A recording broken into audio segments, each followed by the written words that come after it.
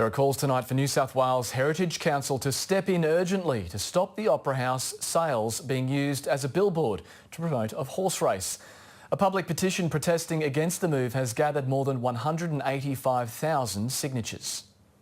If Alan Jones's plan was to promote a horse race, it worked. And Prime Minister Morrison is with me. Good morning. Good morning, Al.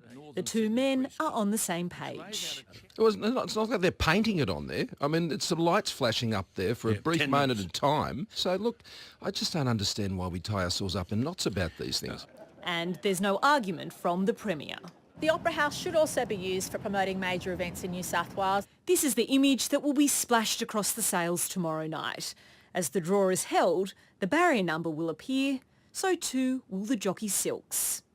The Premier insists it's a pared-back version, but the Conservation Management Plan says the Sydney Opera House exterior should not be regarded as a giant billboard or a commercial advertising opportunity. The gambling lobby, particularly in New South Wales, is the equivalent of the National Rifle Association in America.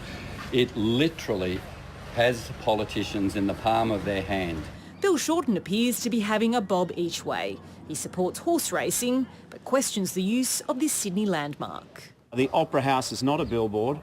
It's a thing of great beauty. It's part of our national treasure and deserves the respect that comes with it.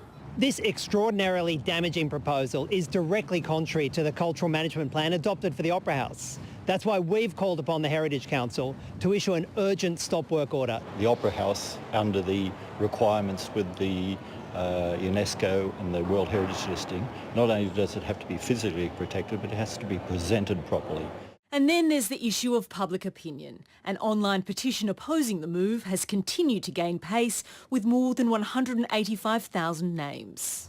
There are real questions here whether the Premier, by approving the projection tomorrow night, has misread public sentiment. Today she doubled down, brushing aside growing opposition. The coalition government has made this mistake before.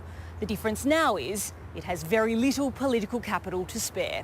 Ashleigh, ABC News, Sydney.